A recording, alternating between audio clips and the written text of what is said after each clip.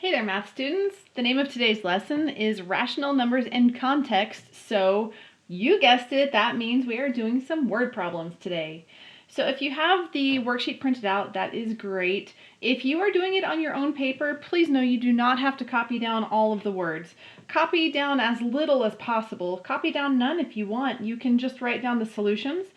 Well, solutions with your work, right? Write down whatever you're using to compute the answer, and then write the answer, but you do not have to write down all of these words. We're not going to do the entire worksheet. Let me go ahead and tell you right now. We're going to skip on the first page, skip the bottom three. So skip 5, 6, and 7 on the first page. On the second page, you're also going to skip the bottom three. So you're skipping 13, 14, and 15. Okay, so that makes it a little more of a manageable amount. Let's get started.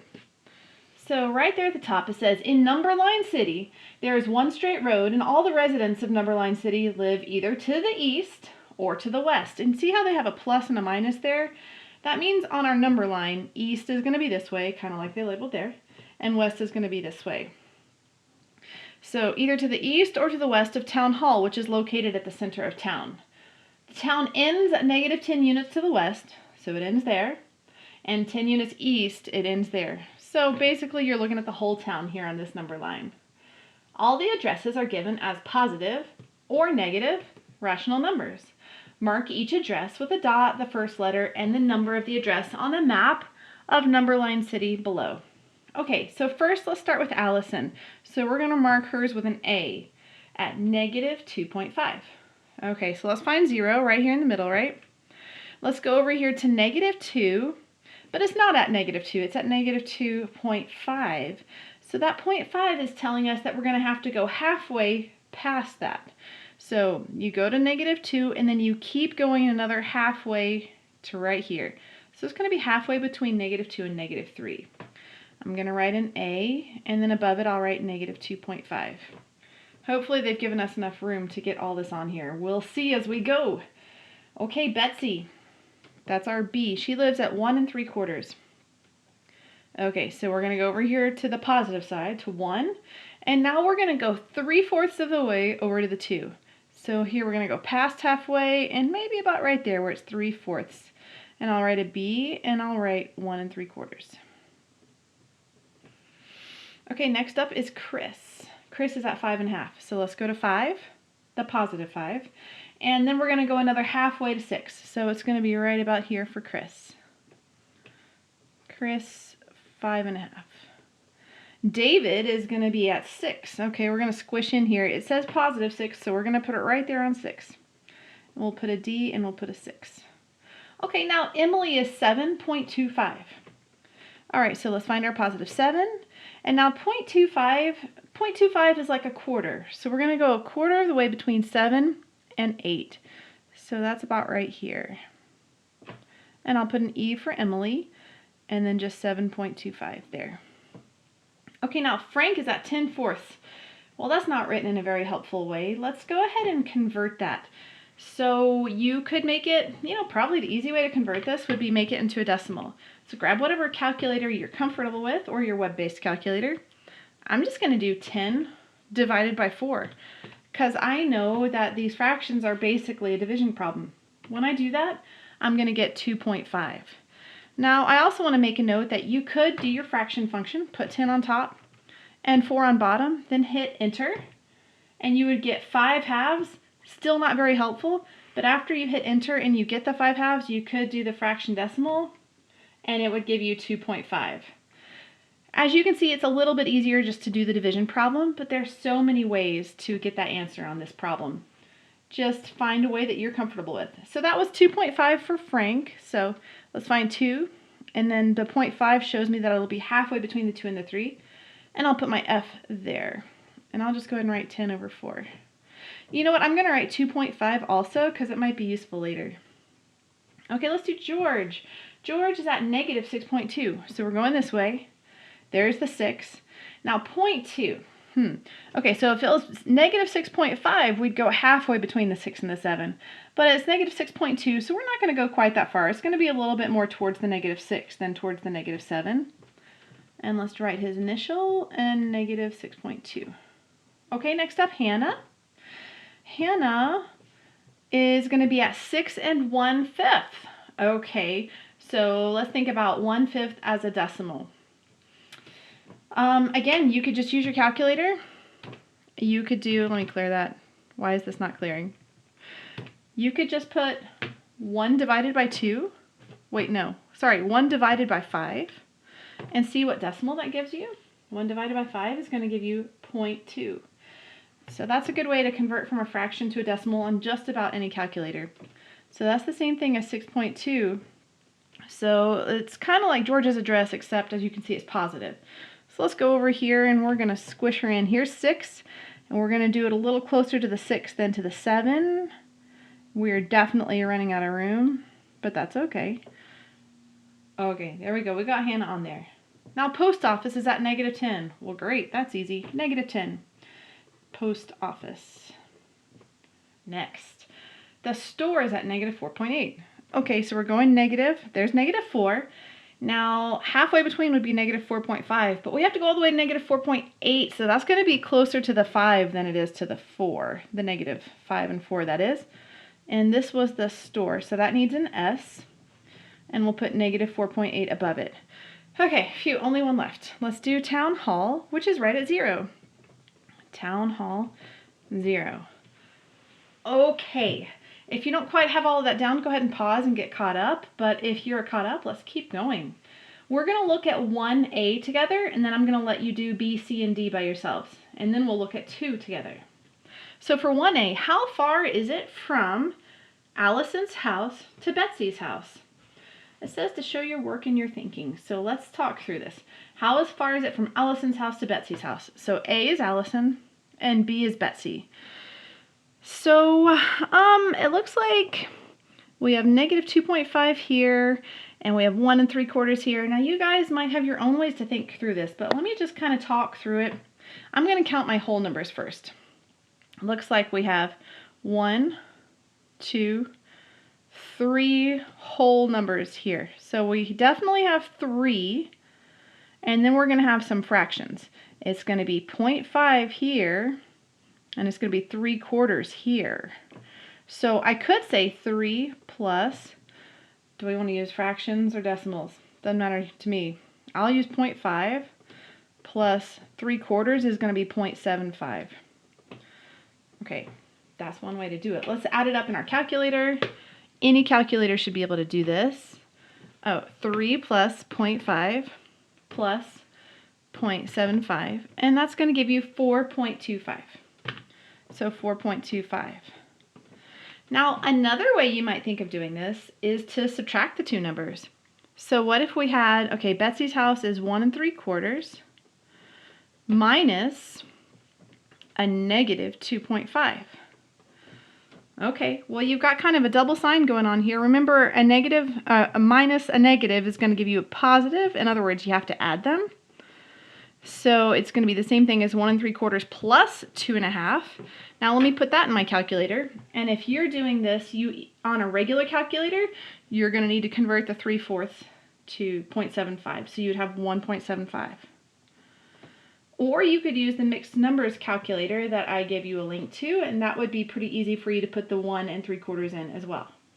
All right, so I'm going to do 1 3/4. Now this calculator does fractions, so I'm just going to do it that way. 1, whoops, I did it wrong. 1, and I did it wrong again. Oh my gosh. You know what? This isn't working for me, so I need to practice more with my calculator, clearly. But in the meantime, I'm going to do 1.75 instead. 1.75 plus 2.5. And then you're going to get 4.25 for your answer that way also. So like I said, several different ways you can look at this. Just think through it and figure out the way you're most comfortable with. Okay, so you're going to do B, C, and D, and now I'm going to go over number 2 with you. Who lives closer to the store? Allison or George? Explain. Okay, store is over here at -4.8, and here's Allison, and here's George. So to get the distances here, you're going to really need to subtract. So -6.2 minus a -4.8, okay? And then here you'll have -4.8 minus a -2.5. Let's see what we get there. So we'll do George to the store first. Negative 6.2 minus negative 4.8. Okay, you know that both of these two negative signs are going to kind of combine together and become a plus, so negative 6.2 plus 4.8. Now that is easy to put into any calculator, so let's do that. Negative 6.2 plus 4.8, and you're going to get 2.85. And I'm just going to label that G because that was George's distance. So the distance from George's house to the store is 2.85. Now let's figure out Allison's distance to the store. She was negative 2.5 minus negative 4.8. Okay, so this minus negative is going to become a plus. So negative 2.5 plus 4.8. And now put it in the calculator. Negative 2.5 plus 4.8. And what does that give us? It gives us 5.15.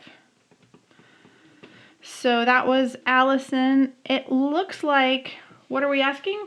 Who lives closer to the store? So we're looking for the smaller number. It looks like George lives closer to the store. Now, I'm looking at this thinking, maybe I did something wrong. What do you think, guys? Is it possible that Allison, look at this. Does Allison really live 5 units from the store? No, she lives 1, maybe 2 units tops. And George lives 2.8. No, he barely lives 1.5 from, you know what? I'm just doing something wrong. Give me 1 second. Okay, I'm back. Good news, I figured out what I was doing wrong. It's a really silly mistake too. So here's the deal. We set this up right. So if you had this much, don't worry, you don't have to erase it. But you might have put it in your calculator and thought, gee whiz, why did Miss Smith get 2.85? Because I didn't get that. If you thought that, then good. And the answer is I put it in my calculator wrong. You know what I did? I put minus, wait, let me put that on the screen. See, when I hit the minus button, it popped up with the A and S. That means it's thinking of the previous answer minus 6.2, which we don't need any previous answers in there. We just want a plain old negative 6.2. So instead of hitting the minus button, I needed to hit the negative button. So I'm sorry about that. I just thought I'd show you what went wrong just in case that ever happens to you also. All right, negative 6.2 plus 4.8 is going to be negative 1.4. You can see where I was practicing that when I had the thing paused. So 1.4. It says negative 1.4. We're just going to make it positive because it's distance, okay? So 1.4. Now let's look back up at our number line to make sure our answer makes sense, especially since we were having trouble with this before. Does this look like the distance could be 1.4? Absolutely. It looks right around 1.5, and 1.4 is close to 1.5. So I think we're good on that one. Now let me try to enter this right in the calculator over here. Instead of minus 2.5, I'm going to hit negative 2.5 plus 4.8, and that is going to give me 2.3. 2.3 for Allison. And let's look at our number line. Make sure that looks about right. So she has to go 2.3. Yeah, that definitely looks doable. Way more doable than 5. That one was just wrong. So comparing who lives closer, it looks like George lives closer. So there you go. Let's see, we're going to let you do numbers 3 and 4 on your own for your assignment, but go ahead and flip to the next page. And we're going to look at number 8 together. Now this doesn't have to do with the number line, so if you're tired of the number line, then good. You don't have to deal with it anymore on the second page. Let's read this. Number 8. Of the 12,000 applicants to Carver College, only 1/3 were accepted. However, only 37.5 of those accepted decided to attend the college. How many of the original applicants decided to attend Carver College? So this is going to be a couple of math problems in one here. So you start with 12,000 applicants, and we need to figure out how much 1/3 is of 12,000. So to figure out 1/3 of 12,000, you need to multiply 12,000 by 1/3. So this is a good time to use that mixed numbers calculator that I gave you a link to on the web-based calculator. Or if you have a calculator with a fraction button, that will work also. So there's 12,000 times, and I'm going to enter my fraction, and that's going to equal 4,000. Okay, so this number 4,000 is the answer to the first sentence. So basically, of your 12,000 applicants, 1/3 were accepted, so that means 4,000 were accepted. You don't have to write that there. I'm just kind of making myself notes and staying organized. Now it says, however, only 37.5% of those accepted decided to attend the college. Okay, so we need to figure out 37.5% of those accepted. How many were accepted? 4,000. So to find the percentage of something, here's how you do it. You're going to multiply the number, which was 4,000, and you're going to multiply it by the percent, but you need to write it in decimal form. Very important. Make sure you move that decimal. So I will write it the percent way, and now I'm going to convert it. So to convert from percent to decimal, I'm going to move the decimal point this way. So what I want to put into my calculator is really 4,000 times 0.375. Okay, and now that is going to give you 37.5% of 4,000. Let's put it in our calculator. This you should be able to do with any calculator because there's no fancy fractions or anything. So we need to do 4,000 times 0.375. Okay, and let's just hit enter. 1,500. So 37.5% of 4,000 is 1,500. That means how many of the original applicants decided to attend Carver College? 1,500 is the answer. Okay, so that's how you do that one. It's always good to write units with these word problems, so I'm trying to think what unit should we use. 1,500 applicants I think would be best. So 1,500, if you wrote students or people or whatever, that would be totally fine. There we go. Let's go ahead. You're going to do number 9 by yourselves. And let's look at number 10. Krista made a CD with 4 songs. The first song is 4.75 minutes long. The second song is 3 2/3 minutes long. And the last 2 songs are 5.5 minutes long each. How long is the music on our CD? Okay, it sounds like we just need to add these all up, right? So 4.75 plus 3 2/3 plus 5.5 plus 5.5. So first song, second song, third song, and fourth song. This, you're just going to put it all in your calculator. You could, if you're using the mixed numbers calculator on the link, I think there's only space for 2. So you might want to add these 2, get an answer, and then whatever that answer is, add it to 5.5, and then whatever that answer is, add it to 5.5 again. Something like that. Okay, so I'm going to let you guys work out the exact answer on this one. Actually, let's talk about number 9 really quick. We're not going to solve it, but we'll talk about it. Alex is building a picket fence with pickets that are 2.5 inches wide. That means that those boards he's using are 2.5 inches wide each, okay? Now, if his fence is going to be 100 feet long, his fence is going to be like 100 feet long. And he's using boards that are like 2.5 inches each.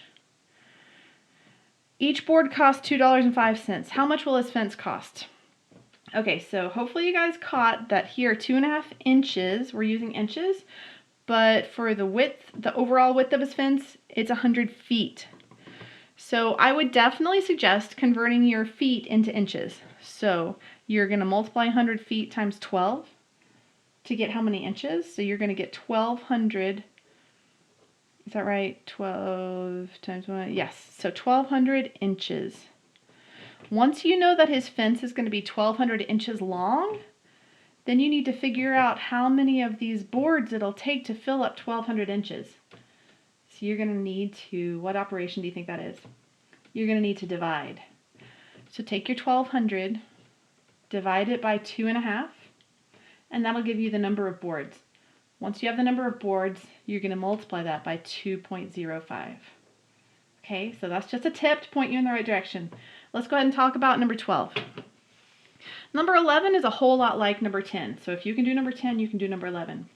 But for number 12, let's talk about Ross and his summer job. During his summer job, Ross earned $7.25 per hour. If he worked 5 days per week and worked for 6.5 hours per day, how much did he make each week? And then it says be careful how you write your answer. Who knows what they're talking about there, but maybe it'll become clear as we work on the problem. So before we try to figure out how much he earned, let's just figure out the total number of hours he worked per week. Okay, we're trying to figure out how much did he make each week. So the number of hours he worked per week. Well, he worked 5 days per week and he worked 6.5 hours per day. So we're going to need to multiply here, aren't we? 5 times 6.5. So if you want to use just a regular calculator, you might want to convert that to a decimal. If you convert it to a decimal, it'd be like this, 5 times 6.5. But if you want to put this into the mixed numbers calculator, that would definitely work too if you want to just write it as a fraction. I'm going to solve it this way. 5 times 6.5. Sounds like he's working 32.5 hours per week. And let's write that down here, even though we don't have to. It kind of keeps things organized for us so we know what we're looking at. So 32.5 hours per week. Now he earned $7.25 per hour. So that means you're going to have to do what with that number and this number? You're going to multiply the total number of hours times the hourly wage. So that's going to be 32.5 times 7.25. Let's see what we get. 32.5 times 7.25. Oh my goodness. Okay, so it looks like we got a few decimal points, and now I think I'm starting to see why they said to be careful how to write your answer. So this equals 235.625. But in the real world, do we get we could get 62 cents or we could get 63 cents, but could we get 62.5 cents? Oh, it doesn't work that way. They would probably round it up, so you would get $235.63. Similarly, if you chose to answer this problem using fractions, you would probably want to convert to decimals for that final step because we don't really talk about fractions with money. Money is always decimals because we're always using those cents. So the amount of money he earns for that week, for each week, is $235.63. Okay, so I hope that gets you started on your assignment, and thank you so much for watching. If you have other questions, join us for a study group. Bye, you guys.